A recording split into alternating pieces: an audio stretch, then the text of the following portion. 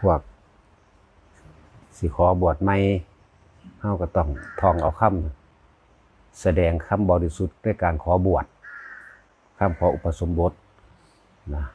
แสดงความบริสุทธิ์ในการขอบวชเด่นว่าเจ้าเป็นผีมาบ่เจ้าเป็นนาคมาบ่จากว่าล่ะส่วนว่ากับผีหรือว่าจังซั่นเอิ้นว่าคำขออุปสมบทขอบวชคือการแสดงความบริสุทธิ์ใจในการขอเข้าถึงพระรัตนตรัยขอรับผ่ากาสาวพัสเพื่อมาทำให้แจ้งซึ่งพระนิพพานก็หมายอีหลีมันพวกเฮาบอกแต่ว่าขันนาคบวชนาคนะเนาะก็จะเปลี่ยนคำเว้าใหม่นะคำขออุปสมบทแสดงความบริสุทธิ์ในการขอรับผ่ากาสาวพัสเพื่อทำให้แจ้งซึ่งพระนิพพานเนี่ยตัวตรงมันแท้ๆคือตัวนี้นั่นแหละให้ทุกคนท่องเอาเองให้มันได้มันบ่มีคุณค่าบ่มีความหมายได้อันประเภทว่าให้ผู้อื่นพาว่าจักบ่จักหยังซึ่งลึงมาสิโกนหัวเขาสิบวชโลดจักว่าแปลว่าจังไดเนาะบ่ได้ฮู้จักหยังเด่นเขาว่าจังไดก็ว่าไปนำเขากับใส่ผ้าได้บุญแล้วโลดมันสิได้หามันหยังถึงแต่คำขอเอาเองก็ยังคำขอหรือคำแสดงความบริสุทธิ์ใจในการสิบวชนั่นก็ยังบ่ฮู้จักว่ามันแปลว่าจังไดบักตามมึงฮู้จักอยู่บ่มึงก็บวชเพื่อกันบักหาปลาหำอาบน้ำเห็นบ่แม่นบ่ล่ะจังซั่นแล้วมันบ่บริสุทธิ์เป็นส่วนมากมันจะไปทางโมฆะหลายกว่าบ่แสดงความจริงใจของตัวเองออกก้าวเองก็บ่เป็นซึ่งลึงไปกับว่าโลดทางคนเมาเหล้าอยู่เรือมึงก็เมาคือกันมึงเมาอยู่ว่าตอนนั้นนั่นเห็นว่าล่ะมันสิได้หามันยังบอกผีเอ้ยจังซั่นแล้วมันสิเป็นของง่ายบ่มันเป็นของบริสุทธิ์กระดอกบ่แม่นของ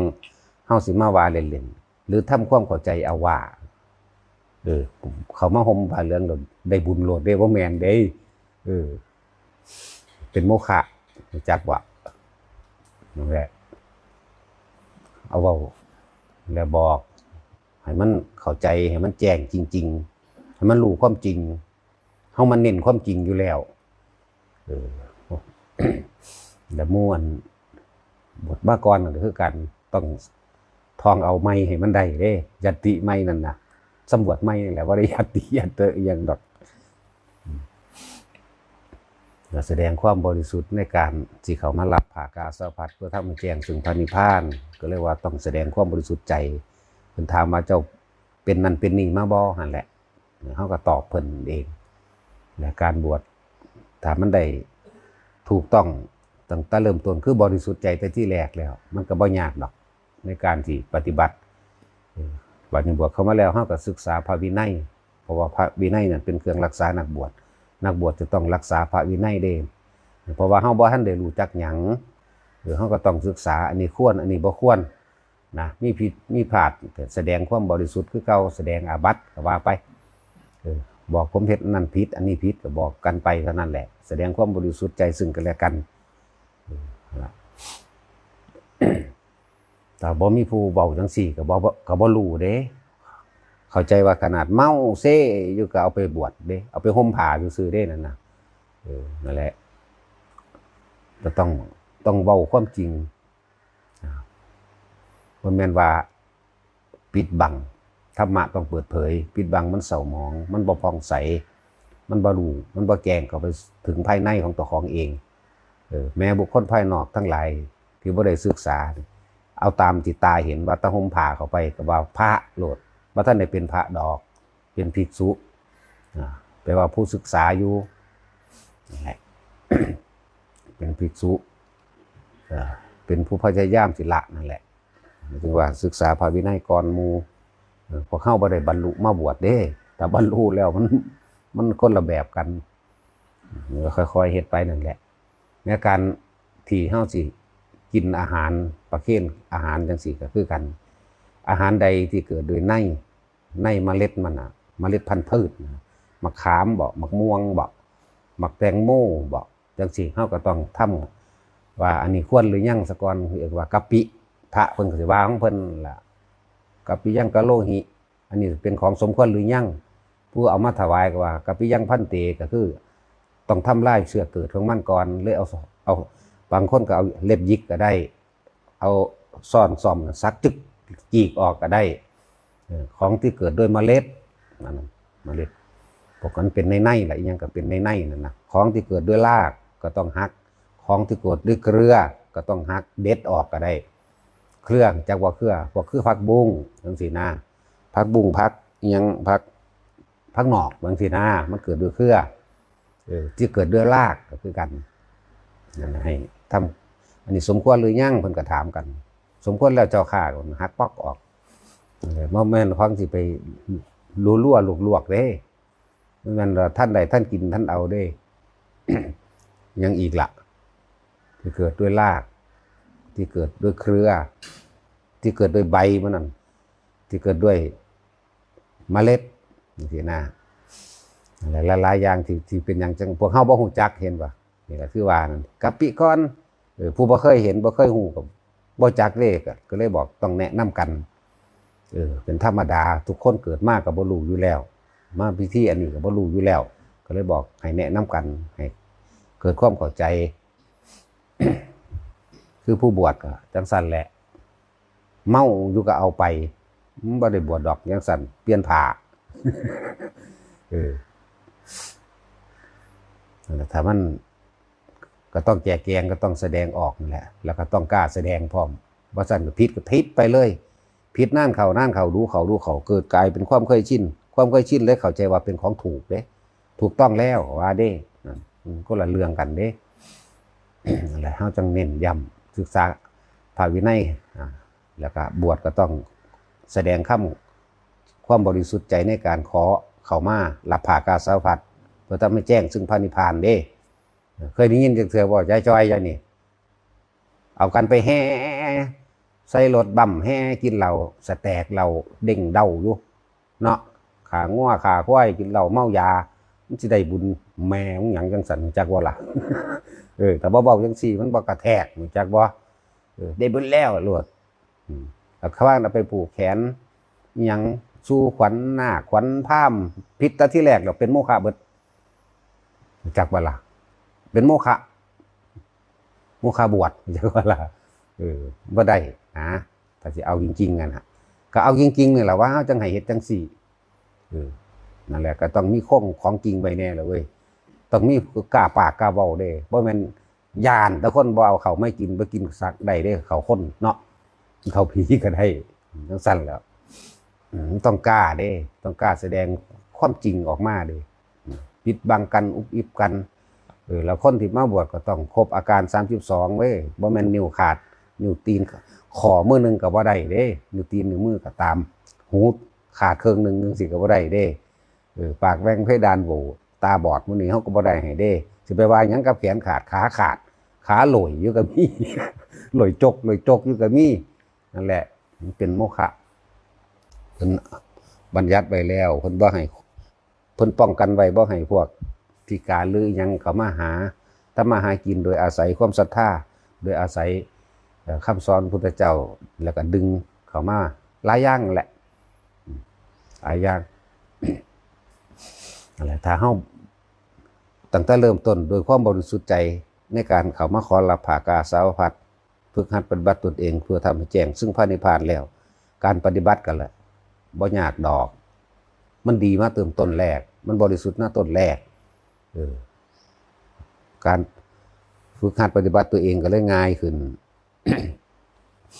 แล้วว่าบ่แม่นว่าเฮาสิเอาให้เลยเด้ต้องท่องเอาเองให้มันได้ซะก่อน บัดนี้เข้ามาแล้วจังซี่ก็ต้องรู้จักวิธีใส่ผ้าอธิษฐานผ้าต้องจุดนั่นจุดนี้อันนี้เป็นผ้าจีวรอันนี้เป็นผ้านั้นผ้านี้ก็ต้องนั่นล่ะรุ่นพี่เพิ่นสิสอนดอกอันแนวจังซั่นเข้ามาอยู่แล้วก็ต้องมีการพิจารณาอาหารอีกตั้งแต่พิจารณาที่แรกตั้งแต่ว่าเฮ็ดกะปิอยู่ควรหรือบ่ควรแล้วก็ตั้งหาก แล้วก็พระ ภิกษุที่บวชเข้ามาอีกต้องพิจารณาอาหารเอาเองเป็นเด้บ่แม่นตาสิทองคำขอบวชได้จะต้องแสดงคำแสดงอาบัติแสดงความบริสุทธิ์ใจในการสิบอกว่าผมทำผิดนั่นแหละหรือว่าแจ้งกล่าวซึ่งกันและกันอันนี้ควรหรือบ่ควรอันนี้ถูกหรือบ่ถูกให้ทุกคนเข้ามาแล้วก็มาศึกษาเอาตัวบ่แม่นได้ยินมาฟังมาอ่านมาแล้วเอาแต่ความรู้จำมาแสดงให้กันฟังเด้ความรู้จำมันไม่ได้ยากดอกอ่านในหนังสือก็ได้อ่านในพระไตรปิฎกก็ได้แล้วความจริงที่มันคนละอย่างกันแต่ถ้าอยากได้ของจริงถ้าอยากได้ของปลอมไปทั้งไม่นะติดทั้งสั่นตัวเองได้จริงใจมาก่อนบ่แม่นหลอกลวงมาเด้การปฏิบัติทั้งเบิดให้เป็นตัวกับตัวเจ้าของนั่นแหละบ่ได้ตัวผู้อื่นได้ดอกนั่นนี่สงบหรือบ่สงบเวลาเพิ่นถามทรงชาติได้บ่อันนั้นเฮ็ดนี่เป็นบ่ได้เยอะครับ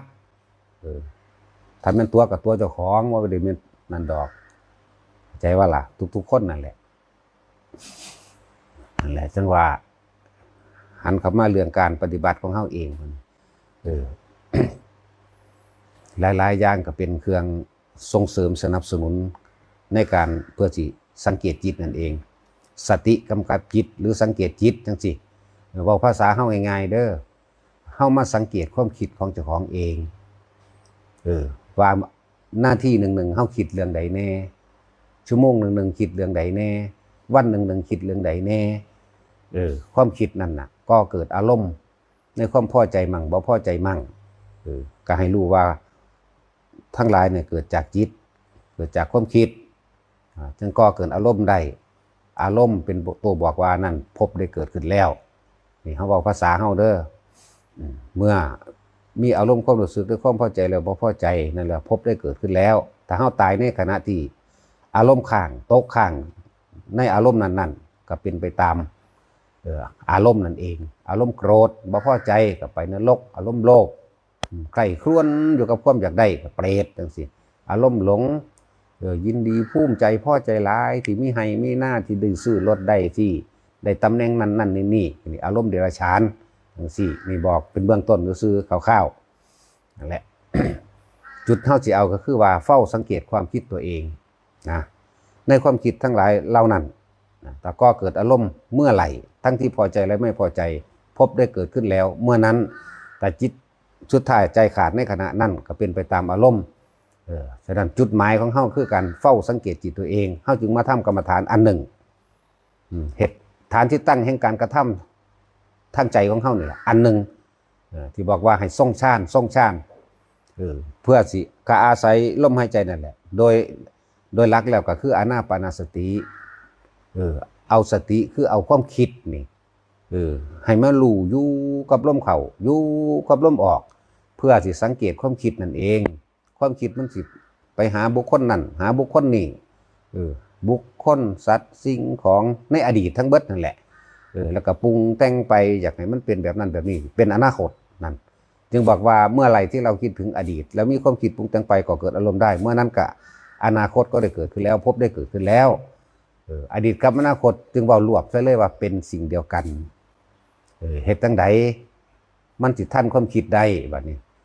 นั่นแหละจึงบอกว่าให้สังเกตความคิดก็เลยเอาลมหายใจเป็นเครื่องอยู่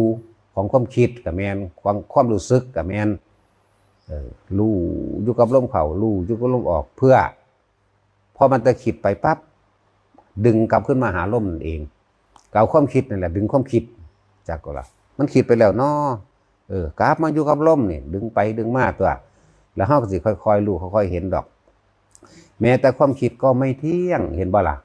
ความคิดนี่บ่เที่ยงเด้คิดเรื่องนึงเนี่ยเกิดกับเรื่องนั้นแล้วก็ดับไปคิดอีกเรื่องใหม่ก็เกิดกับเรื่องใหม่ไปเรื่อยนี่เห็นบ่เห็นความเกิดดับนี่เฝ้าเห็นความเกิดดับต้องอาศัยลมหายใจนั่นแหละทรงฌานเจริญฌานลมหายใจกับอุณาโลมหรืออาการปิติที่เฮาตั้งไว้ตรงกลางหน้าผากหรืออุณาโลม สังเกตมันไปเรื่อยๆมือหนึ่งนั่นมันโอ้ยถ้าว่านับมือมันนับบ่ได้ดอกมันเท่าใดล้านพบมันจื้อบ่ได้ดอกปานนั้นเลยว่าให้เฝ้าสังเกตในปัจจุบันขณะนี้รู้ลมเข้ารู้ลมออกอยู่จังสั่นความคิดไปแล้วครับดึงกลับมาเราสังเกตความคิดนี่ ก็ยังบ่คิดแช่อยู่ในเรื่องเดียวความคิดก็บ่ได้เป็นของเฮายังบ่อาจสามารถบังคับมันได้ให้เฮารู้ไปเรื่อยๆแต่ว่าในความคิดนั้นบ่เจือปนไปด้วยอารมณ์พบเกิดบ่ได้นี่ต่างหากจุดที่เฮาเอาจากบ่ล่ะเฮาบ่ได้เอาความสงบลักษณะว่าบ่รู้เรื่องหยังบ่เห็นหยังเด้เฮาบ่ได้เอาความสงบในลักษณะแบบนั้นลักษณะว่าการเข้าไปนอนหลับ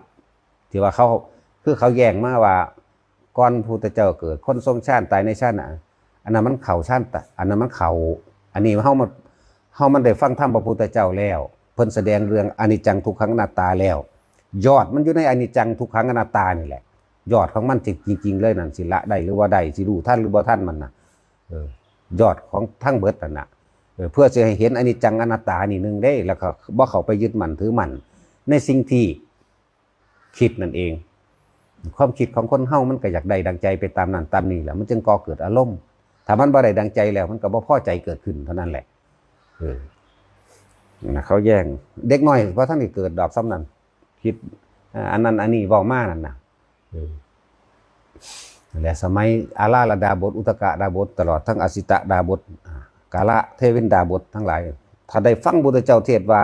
อนิจจังอนัตตาท่อนั่นแหละบรรลุเลยโลดอันนี้เขาเจ้าว่าท่านได้ฟังพุทธเจ้าท่านเกิดเจ้าชายสิทธัตถะตอนนั้นเกิดคือเกิดบรรลุเกิดคือเกิดโพธิญาณเกิดสัพพัญญูต่างหากคือพวกเฮาเฮ็ดอยู่เดียวนี่แหละคือเท่าอยู่เดียวนี่ฟังมามากแล้วอ่านมามากแล้วได้ยินมามากแล้วเกี่ยวกับการปฏิบัติแต่ว่ามันหังบ่ทันความคิดความสงบเฮาก็บ่ให้ยึดเด้ความสงบแบบนั้นก็บ่เอาที่ไม่สงบจักบ่รู้เท่าทันที่มันไม่สงบนี่แหละเสียงอึกระทึกคุกโคมเสียงคือกระน้องเปงปางคนเว้าเรื่องนั้นเรื่องนี้นี่ต่างหากแล้วใครรู้เท่าทันความคิดเจ้าของนี่เด้ว่ามันเข้าไปยึดอีหยังกูอยากไล่เด้นั่นเห็นบ่ล่ะเอาเลยเด้นั่นกูอยากไล่เด้กูรำคาญเด้เนี่ยมันเป็นหยังคืออยากไล่มันเป็นหยังคือรำคาญเจ้าของคิดเข้ามาเองนี่เฮาสิเอาตัวนี้ต่างหากเมื่อมันบ่คิดเข้ามามันก็สงบด้วยปัญญาจักบ่ล่ะสงบด้วยเพราะความรับรู้เท่าทันในกองสังขารแล้วเด้สงบด้วยปัญญาคือรู้เท่าทันในกองสังขารคำว่าปัญญาก็คือกองสังขารนั่นแหละความรอบรู้นะในกองสังขารความคิดทั้งเกิดเป็นแบบนี้ความคิดทั้งดับเป็นแบบนี้อวิชชาเป็นปัจจัยบังเกิดสังขารเนี่ยอวิชชายะตะเววะเสสายวิราคะนิโรธาเนี่ยความดับมันดับแบบนี้ดับว่าคิดนั่นเองก็เห็นอยู่ว่าเขาเว้าหยังเห็นอยู่ว่าเขาโสเหล่กันเรื่องนั้นเรื่องนี้แต่ว่าเฮาบ่นำเขามาคิดเพื่อให้เป็นไปในความพอใจและบ่พอใจเกิดบ่ได้มันก็ยินอยู่มันก็ได้ยินอยู่นั่นแหละนี่แหละตัวนี้ต่างหากตัวเฮาสิเอามันน่ะดับตัวนี้ดับคิดดับสังขารดับความคิดบ่ได้แม่นว่าไป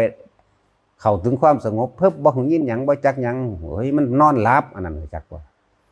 นั่นแหละที่พวกเขาแยกมาเอา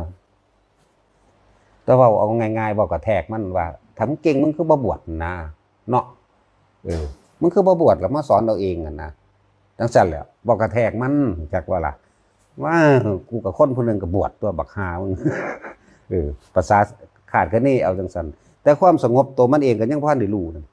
เอาสงบแบบฌานก็ได้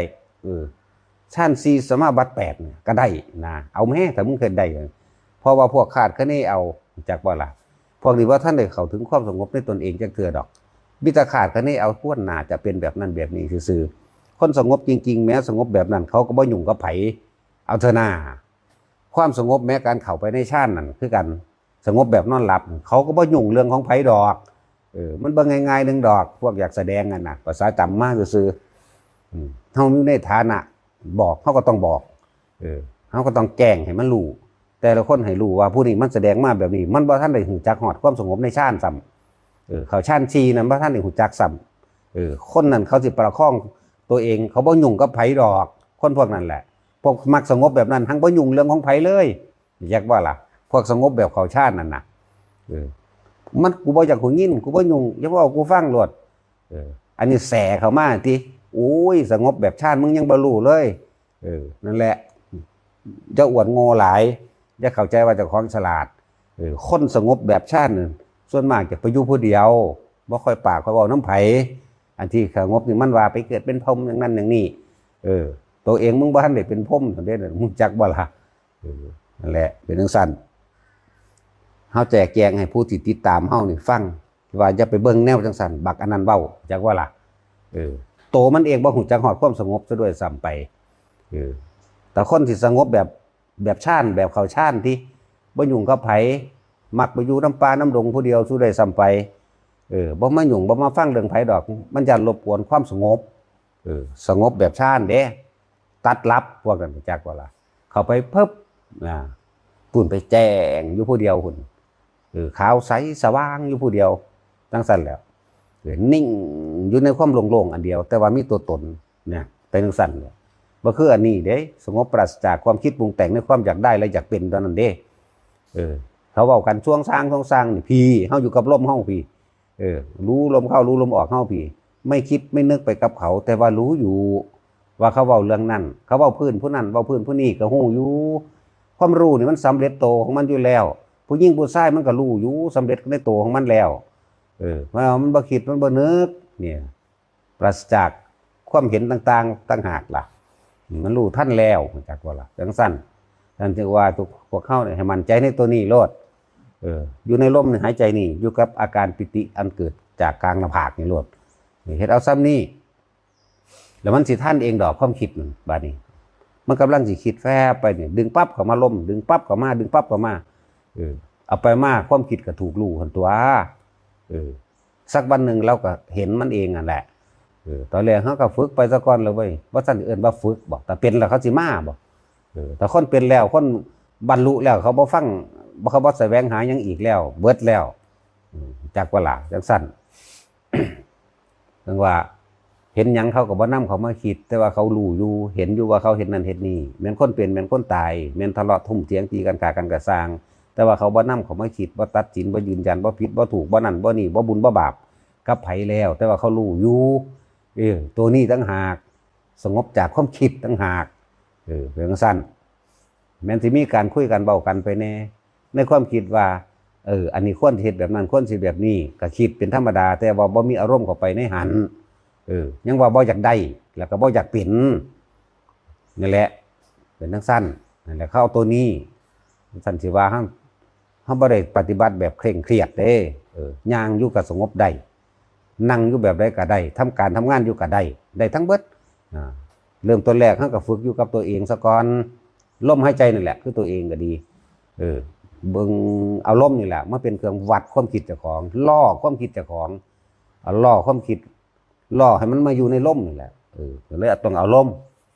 หายใจกายเวทนาจิตนะเพื่อสิเห็นความจริงของสิ่งทั้งปวงนั่นแหละคือธรรมว่าสิ่งความจริงของสิ่งทั้งปวงคือเป็นอนิจจังอนัตตาเท่านั้นสัพเพธรรมานารังอภินิเวสายะทั้งเบิดนั่นแหละสิ่งทั้งหลายทั้งปวงเกิดขึ้นแล้วที่บ่ดับบ่มีสิ่งทั้งหลายทั้งปวงเกิดคือเท่าใดดับเท่านั้นนี่แหละก็เห็นแล้วก็มันก็บ่เข้าไปยึดนั่นตัวก็มันฮู้แล้วว่ามันเป็นของบ่เที่ยงก็สิไปอยากได้อยากเป็นอีหยังอีกเนี่ยจังว่าบ่อยากได้บ่อยากเป็นสงบทั้งที่เห็นอยู่ได้ยินอยู่ได้กลิ่นอยู่นี่แหละมันก็มีว่าทั้งนอกทั้งในเป็นจังไดทั้งนอกคือตาเห็นหูได้ยินอยู่เดี๋ยวนี้เนี่ยของที่มีวัตถุเกิดกระทบเสียงใดนี่แหละเห็นตาเห็นรูปได้นี่แหละได้กินได้ทั้งในก็เป็นของหลอกดอกทั้งในนั่นน่ะเรียกว่าจิตตสังขารมันปรุงขึ้นมาหลอกเฮาให้เฮาย่านเห็นเทวดาเห็นผีเห็นเปรตเห็นพระสงฆ์องค์เจ้าจังสิบ่ต้องนำเขามาคิดคือกันล่ะกับทั้งนอกเดียวกันเห็นหยังก็แค่นั้นแหละปล่อยไปบ่แม่นไว้เห็นแล้วก็ลังไว้เด้ส่วนมากอยากลังไว้ว่าจริงว่าจังไปได้บัดนี้